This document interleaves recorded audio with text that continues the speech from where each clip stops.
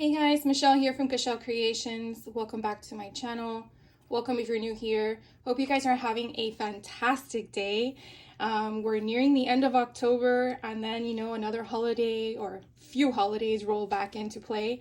So I'm trying to clean up, or complete, I'd rather say, all of my Halloween fun stuff I've been working on. And earlier this month I had showed you a Paige Taylor Evans Halloween kit that I had purchased, and I actually finally finished one of the two albums that were in that kit. And I am so excited, mainly because I'm going to share with you some of my struggles, because I feel that if you are new to Paige Taylor Evans or just new to crafting, I don't know, I feel like sometimes you have to share that information so others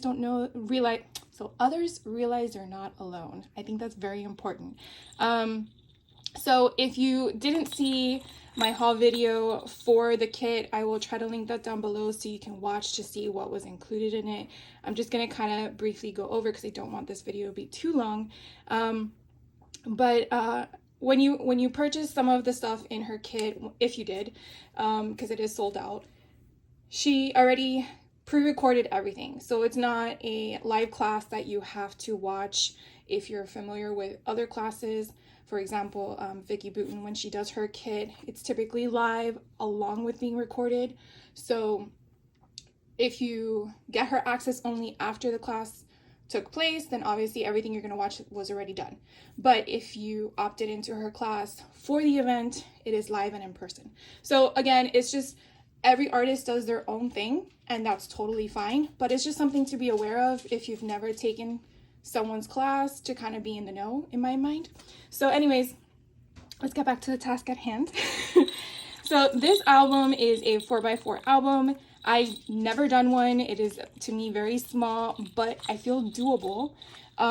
In the front, I did do a little bit of a different layout than she did, only because I've never done rosettes.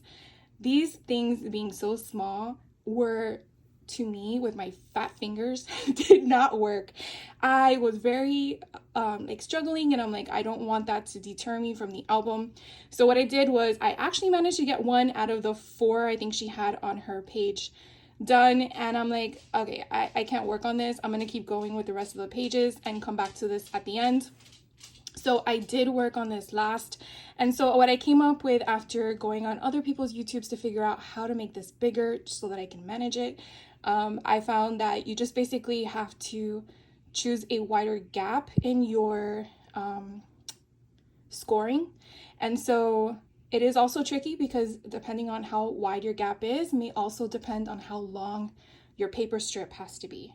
So I will tell you that all 3 of these were cut at the same height, so that's 1 1/4, but they're all cut at different lengths. So this one was a 6-inch length. This one was I think it was 11.5. This one actually took 2 papers. They were both 2 6-inch pieces that I had to connect. Now, the scoring was different as well. The scoring was 1/8 of an inch. This one was 1/4 of an inch, and this one was half an inch. Half an inch. It's a little weird to say. Anyways, I wanted to share that with you because I was struggling trying to find someone that explained it, and I finally did after like the 7th video. But basically, the large gap in between your scoring, so for example, this is half an inch, you can kind of see how tall they get. And I want that to focus, but you can kind of see how in height is what I'm referring to, like, or the width, however you interpret that. But you can see the 1/8 one looks like a saucer, and then you have the 1/4 inch, and then you have the half inch is a lot taller. So that does play a role in what you're trying to execute. Another thing I also learned, because I didn't have access to a hot glue gun, which probably is the better tool to use to make the center stay, I did use my Barely art glue, but I had to hold it down for quite a while to make sure that it stayed in place while the glue dried. The other thing I did do is on the back, which you can kind of see on this one down here, kind of hard, but you see how there is a hole punch And I just used my circle punch, not a hole punch, a circle punch. I believe that's a 1 inch. And I just took backing and kind of put it on the back with glue, kind of like to make it more secure. And then I put a puffy sticker on top. So I didn't do it with this one. I did it with this one because as this was my first one I did to make them whole. But again, this is not a tutorial on rosettes. I'm just giving you my 2 cents on my struggles because it was a little frustrating. Again, I've never done rosettes before. So to me, it was a learning process. But to me, that's the whole point you take these classes, is to learn new techniques, to learn a different point of view, to grow your craft in your head as to what to apply in your other projects, right? So she did have, and I'm just gonna zoom in because that way I don't have to hold it. She did have her own specialty vellum, and so she created this opening. I kind of made it my own, but kind of used the same concept that she had.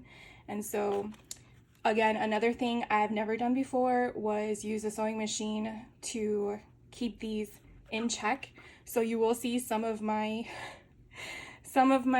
stitching is not ideal, and that is because I learned through the process. You can kind of see how it gathered. That was another thing I had to figure out, was my tension on my sewing machine wasn't ideal, and therefore I had to figure out what was the right tension for my specific sewing machine to make it not gather in the back, as you just saw. So through the rest of my pages, you'll see that the gathering isn't there. So then I had glow paste on hand, and so I actually made that glow paste. I'm not going to turn off the lights because you guys probably already seen it in action, and so therefore I am going to just leave it as be.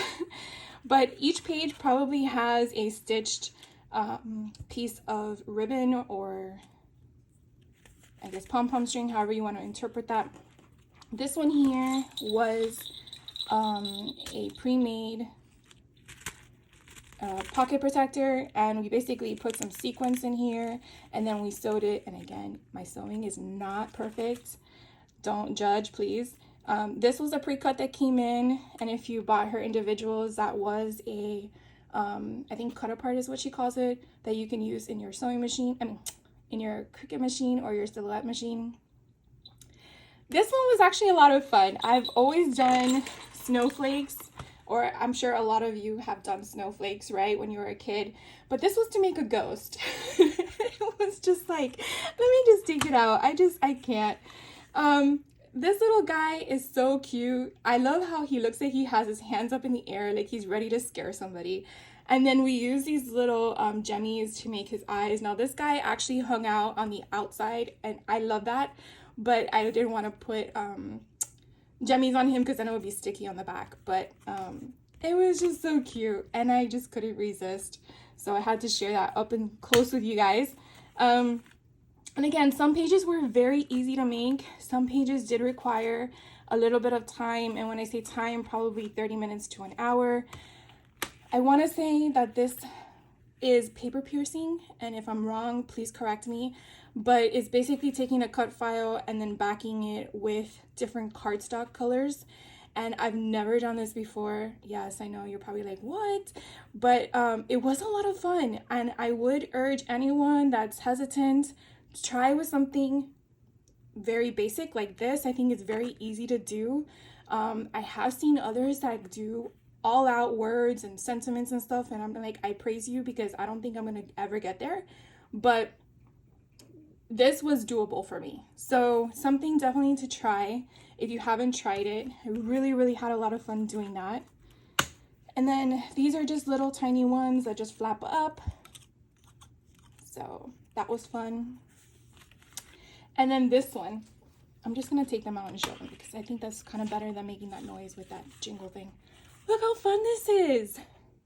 This was a lot of fun. And she made it where it would close, so you only see the B for the beginning.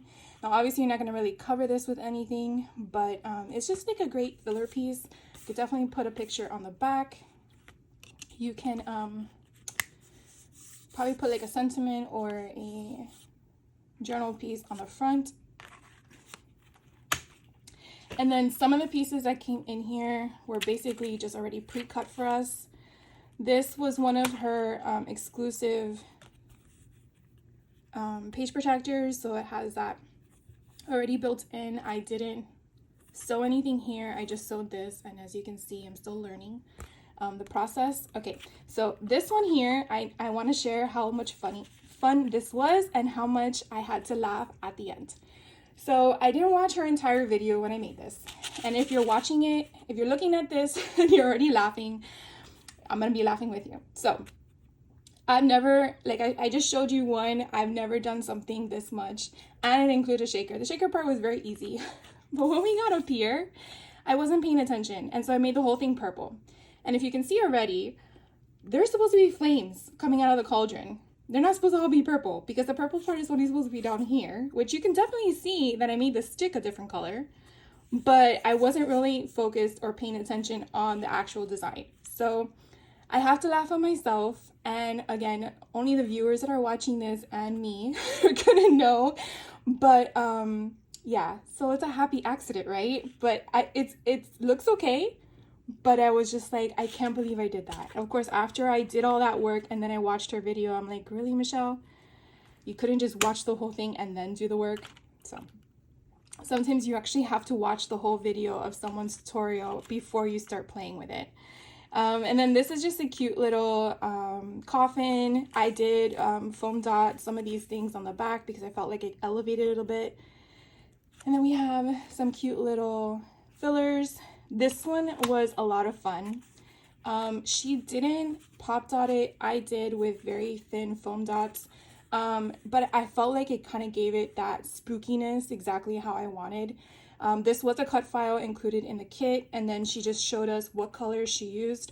Obviously, when you're creating your own kit through a virtual retreat, you can make it your own, but sometimes I like using the creativity of the designer because I feel like they had purpose behind it.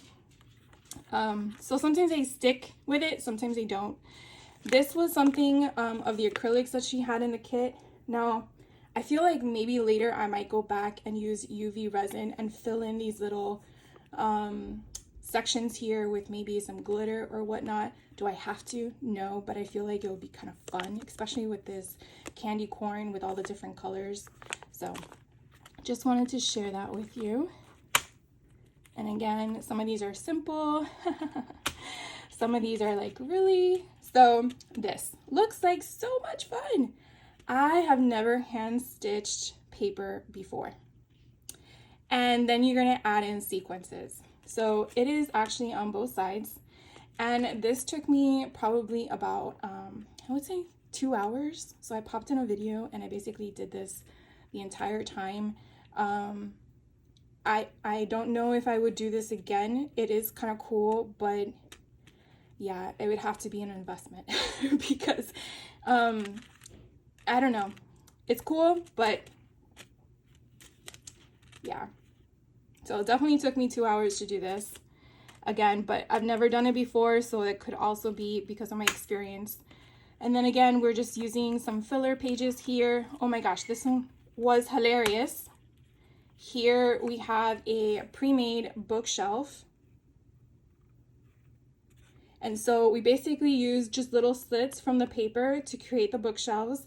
And what Paige explains is that if you just tilt it, it kind of gives you that concept of what's going on. Sorry about that, guys. There was someone at the door. Okay, so back to this. I thought this was super cute. These bookshelves were amazing to put together. We used some twine in here. And then again, I did some stitching for that. And then we had some cute little, I think these are like 1 1/4. Yeah, 1 1/4 by 1 1/4. And then this boot was so cute to make. I did leave it open so I can put something in here if I wanted to. Not sure what, but I did do that. And then again, another cut apart.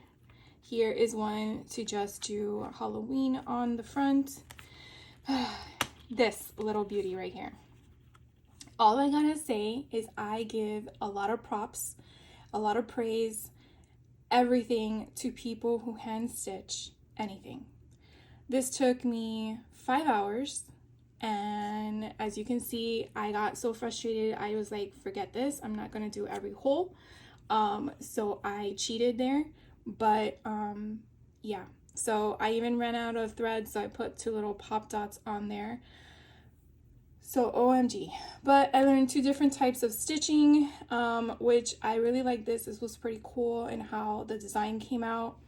I don't know if I will ever do this again in the sense of this type of page, but she didn't have a way to put the backing, so I just grabbed another white page so I can put a picture on the back. But yeah, so it came out cute, don't get me wrong. I just will never do it again.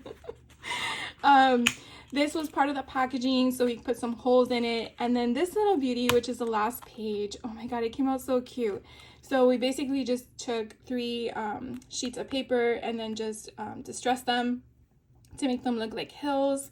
And then we fussy cut around the embellishments that were on one of the pages and used some puffy stickers, and it just looks like a bunch of kids getting ready to go trick-or-treating, which I thought was so cute. And that is about it, guys. So like I said, there was another album that came in the kit. I have not made anything with it yet. I'm not sure what I'm going to include in it, if I'm going to use that for next year, or if this album didn't, I guess if it didn't help, how would you word that? If this album didn't hold, I guess that's the correct word, this album didn't hold all my pictures for this year's Halloween, then I might use that other one. But I do want to share with you all these extra stuff from the kit. So I have a lot of stuff. We didn't really use a lot, and then of course you get 2, one's a die cut, one's a stencil that you can use over and over again. But there's half a paper pad left over, a bunch of stuff, and then I still have all these packs of photo sleeves, and as you can see, my lovely fun stuff. We still have some more acrylic cuts to use in different projects. That little monster guy is kind of cute. We have tons of washi tape, and then again, and this you can use over and over again. You also got inks that came with the kit. So again, it was a lot of fun. I will admit that. I will admit I will do her class again. About the hand stitching, I might omit that for another page depending on what the hand stitching is. But I will say that I do like that I was learning new techniques, learning new stuff to incorporate in my other kits or projects or pages. And I would definitely love to hear from you. So have you guys tried any of the things that I struggled with or learned, along with have you done her class? Definitely leave me comments down below to let me know. And if you liked the content, definitely hit that like button. And if you're not a subscriber yet, please hit that subscribe button. I would love for you to see future content that I can't wait to share with you guys. So you guys have a fantastic day, and I'll catch you on the next video. Take care.